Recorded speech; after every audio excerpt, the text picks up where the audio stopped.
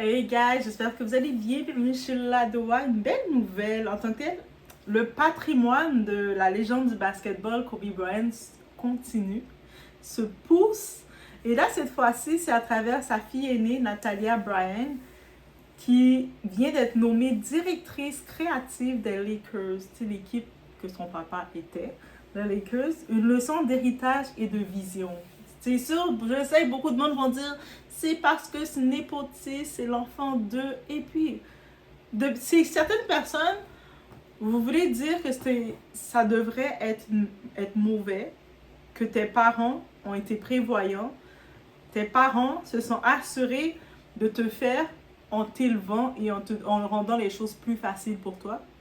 Ça, c'est vraiment, on doit en parler de ça parce que beaucoup de gens, nous on est dans des cultures, surtout les cultures africaines, faire des enfants dans la pauvreté, c'est la pire chose.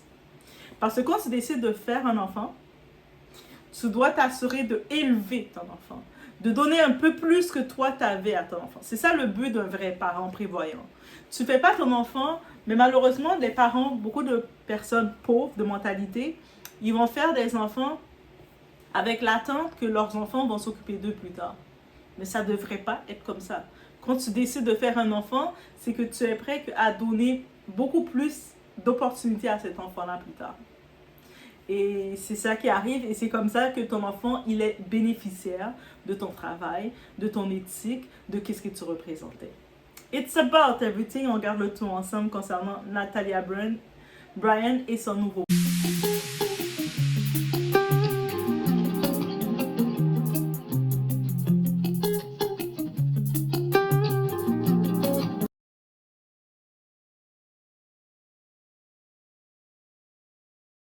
Donc, une très jeune femme qui débute bien.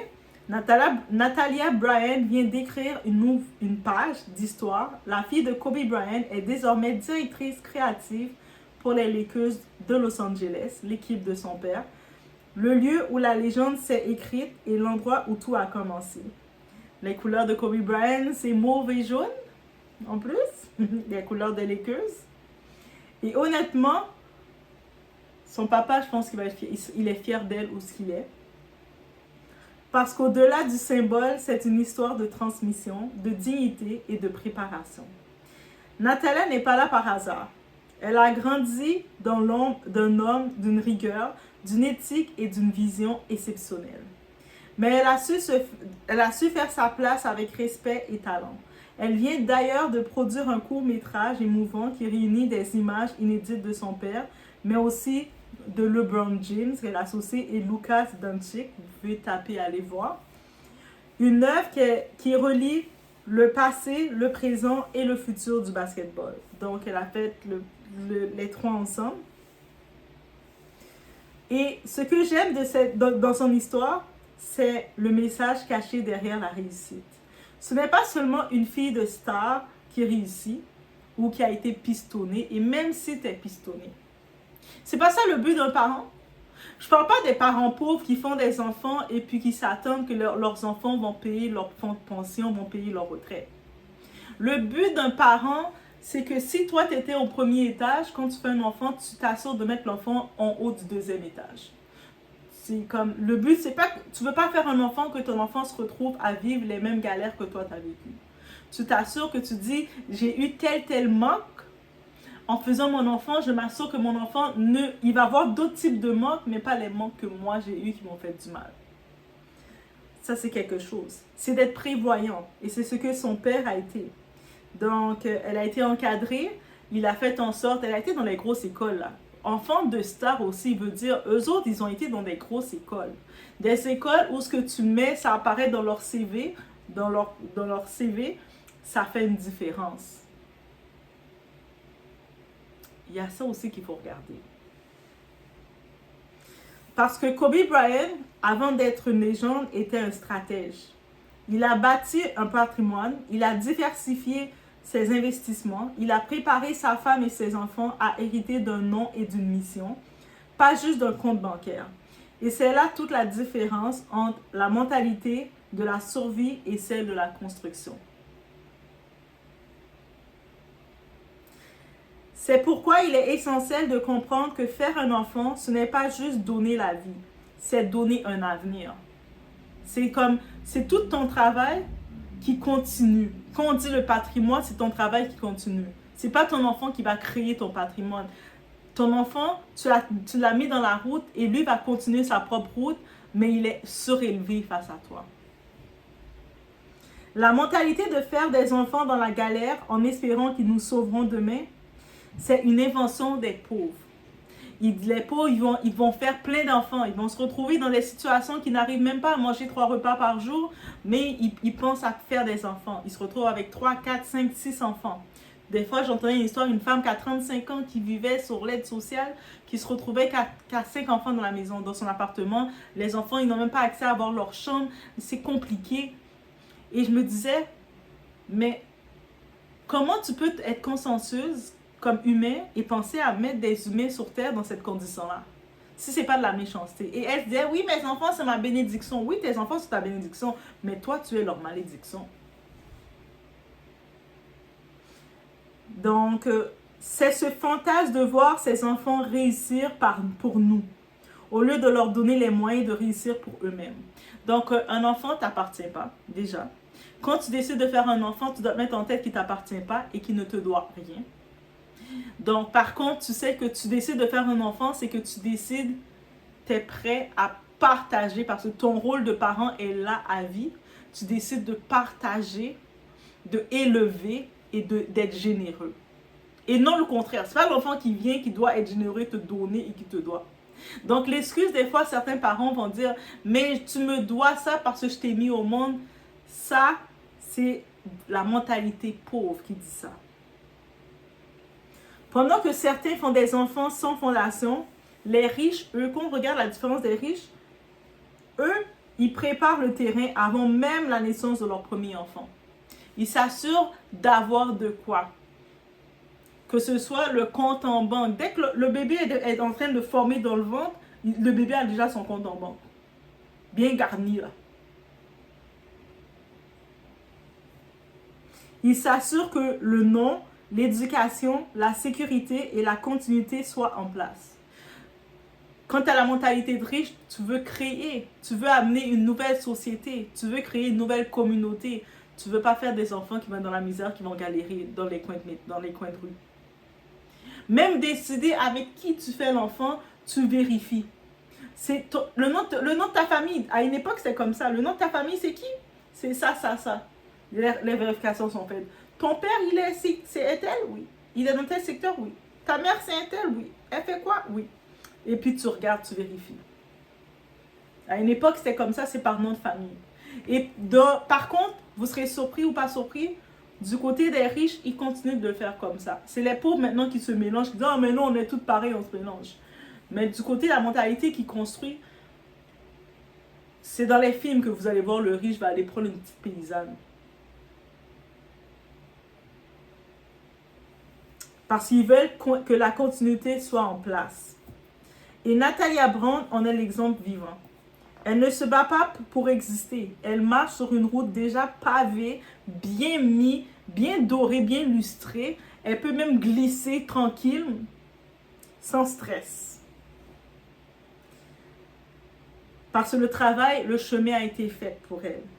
La vision et le sacrifice de son père et de sa mère qui est toujours avec elle, qui l'encadre. Et c'est ça, donner un héritage à son enfant. Donner un héritage à son enfant, c'est pas lui donner des dettes. C'est pas de venir dire à ton enfant, hey, tu dois aider ta famille au pays parce qu'ils vont pas bien. C'est pas ça l'héritage de ton enfant que tu les donnes. Tu commences à les acculer de dettes, ils commencent à se sentir responsables de payer, de faire vivre toute ta famille de parasites. Ils doivent les faire vivre. Et eux autres, tes enfants, ils sont en train de serrer la ceinture, de calculer comment ils vont survivre. Ça, c'est pas un héritage que vous donnez, c'est de la malédiction. Mais la personne riche de mentalité qui veut créer, qui veut avoir un vrai héritage à ses enfants, il s'assure que son enfant est dans un chemin. Et là, l'enfant va faire les choix qu'il veut dans ce chemin. Mais toi, tu sais que tu dis, ah, moi j'ai laissé mon enfant dans un chemin. Même quand mon enfant s'en va étudier, mon enfant n'est pas dans le stress de, ah, je dois étudier, mais c'est compliqué de performer à l'école. C'est compliqué pour moi de performer à l'école parce que je dois travailler et le travail m'a épuisé. J'ai fini de travailler à minuit, 1h du matin et j'ai pas eu le temps de faire mes travaux à l'école. Donc quand tu passes de justesse. Alors que tu vas voir la différence que l'enfant, son parent l'a préparé. Il a même pas besoin de travailler, il peut se concentrer que sur ses études. Donc ça veut dire qu'il a plus de chances de réussir parce que il a que ça à faire. Ses parents le mettent dans son petit appartement. Comme ça veut dire que de la même façon, c'est pas le parent qui envoie son enfant à l'aventure à l'Occident et puis il le laisse se débrouiller. C'est qu'il vient accompagner son enfant dans le pays étudier. Il équipe son enfant de son appartement proche de son collège, de son campus ou même dans le campus. Il équipe l'appartement de l'enfant, il a sa télé, il a toutes ses choses, son ordinateur, tout est équipé. Et puis chaque mois, l'enfant reçoit son argent de poche et tout. Et puis tu vois, cet enfant-là, il a le temps de faire des A. Il a le temps d'investir dans ses travaux. Il est toujours à jour. Pourquoi? Parce qu'il n'a pas le stress de devoir, après l'école, courir aller travailler pour payer ses factures. Ou des fois, il est obligé de mettre de côté, se mettre en pause pour continuer de travailler, pour faire ci, parce que le parent l'a laissé galérer. C'est la différence. Donc, c'est pas juste une maison ou de l'argent, l'héritage. C'est pas juste le matériel. Mais c'est une direction, une mission et une identité. Donc, alors, des fois, quand on aime ça, dire, ils sont favorisés. Comme récemment, il y a l'enfant aussi de Will Smith qui a eu un poste directeur artistique c'est pour quelle marque? C'est une marque de haute fashion. On est comme, c'est sûr, on se dit, c'est certain qu'il a été pistonné, c'est certain que ils ont donné un peu plus d'opportunités. L'agenda de papa, c'est quand même Will Smith, son père. Mais c'est ça que ça vient. C'est l'enfant d'eux. Donc, c'est quand vous décidez de faire des enfants avec des gens qui restent toute leur journée assis, qui n'ont aucun plan de vie, qui restent comme ça. C'est bien beau d'avoir les beaux petits-enfants, de les regarder, prendre des photos, mais vous êtes la malédiction de vos enfants. Et puis après, vous mettez les enfants, ils doivent bosser 2 fois plus pour avoir un moins bon résultat. Ils ne font pas partie de l'élite quand ils veulent aller dans telle école. Et puis si ils sont extrêmement doués, ils vont peut-être entrer dans l'école, mais ça va être très compliqué pour eux parce que ces écoles-là sont très chères. Donc ils se retrouvent à côté des enfants où c'est les chauffeurs qui viennent les déposer. Ils ont tout le luxe parce qu'ils sont équipés. C'est compliqué aussi ça. Alors oui, papa serait fier d'elle. Je pense que toutes les fans des Lakers ou toutes les fans de Kobe Bryant qui pensent à lui sont fiers d'elle. Pas seulement parce qu'elle a un poste prestigieux, mais parce qu'elle perpétue la discipline, la grâce et la grandeur qu'il a incarné toute sa vie.